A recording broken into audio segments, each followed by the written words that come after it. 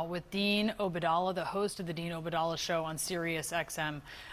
Dean, I am just so curious what you think about this race that is pitting groups of people in New York City at really kind of a vulnerable time. It's pitting them against each other, and you're listening to these two candidates. What do you think? Look, it's not the average person in New York pitting people against each other.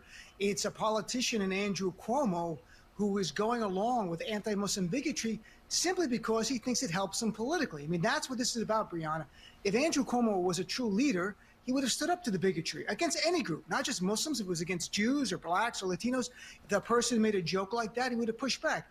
He didn't, because he sees a benefit to it politically. So that's what we're dealing with. We're dealing with the worst type of hatred and bigotry being used and weaponized for political gain. Not something we're not used to as Muslims, but it is jarring in 2025 to see the level directed against Zohran Mamdani is unlike anything I've seen directed against one candidate, certainly one candidate in New York City. Never seen this before.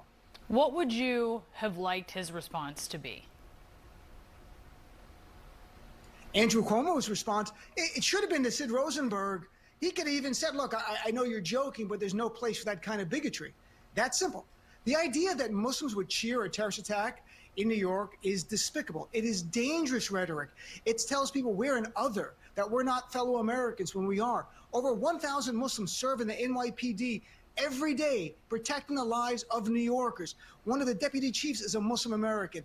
We are proud to be part of this city. We are proud to protect this city in different capacities, proud to be elected officials, doctors, lawyers, Uber drivers.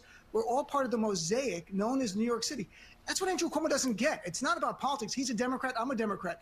He is not being a Democrat. He is being a craven politician who will use bigotry to score political points. There's no place for that in the Democratic Party. And I'm glad some Democrats, Gerald Nadler spoke out. He's the leading Jewish elected official in New York, denounces instantly. And that's great to see. That's what Democrats need to do. I want to listen to what Eric Adams had to say when he was endorsing Cuomo yesterday. Here it is. And it is time for us as a family to come together.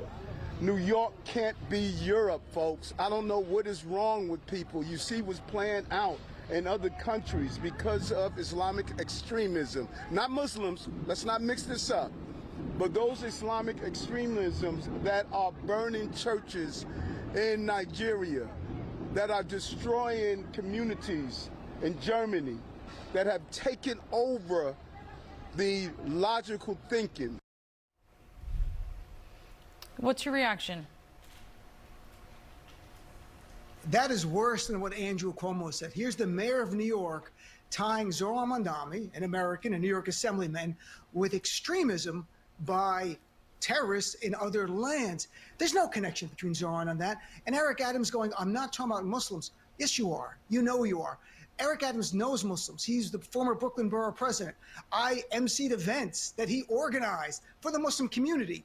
And now he's turned his back on our community because he wants to be in the Cuomo administration, apparently. Again, Eric Adams is a fellow Democrat. This is not a right-left issue. There are bigots on the left and bigots on the right.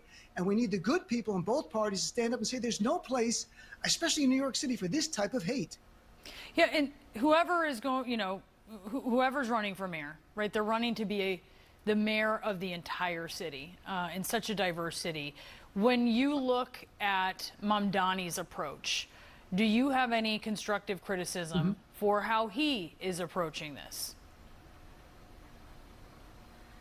Except that I'd like him to come on my radio show. I have no other criticism of him. Look, he's running a campaign that's been well. Then Dean, let me rephrase this. Let me rephrase this.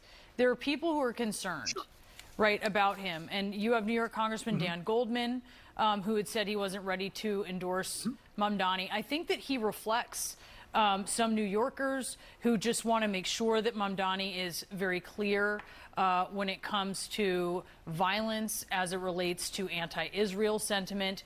What would you say to Mamdani about how he can communicate with people who have those concerns?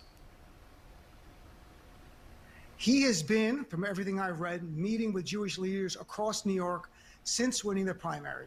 His coalition overwhelmingly was younger Jewish people. That was a big part of his coalition winning the primary. Right now, Jewish voters are split in the latest polls between Cuomo and Mandani. It's going to be up to him to appeal to them, but he certainly made it clear there's no room for anti-Semitism in New York, just like there's no room for anti-Muslim bigotry, anti-gay hate, anti-Hispanic hatred, or anti-black hate. So that he's going to have an office dedicated to that. That's the most important thing. If people disagree with his views on Israel, and that's how they're going to vote in the election for mayor of New York, well, people vote for any reason they want. But everything he's done is to try to make sure the Jewish community knows that we are in this together. We are Muslims. We know what it's like to be a minority faith. We know what it's like to be demonized for our faith, attacked, have our places of worship attacked. We are with you 100% in that fight. Dean Obeidallah, great to speak with you. We hear that pitch. You're trying to get Mamdani on your show. Thank you so much for being with us. I'm trying. Thanks a lot. All right. Thanks, Dean. So it's been a month since Congresswoman-elect Adelita Grijalva won her special election in Arizona, and next, she is still waiting to be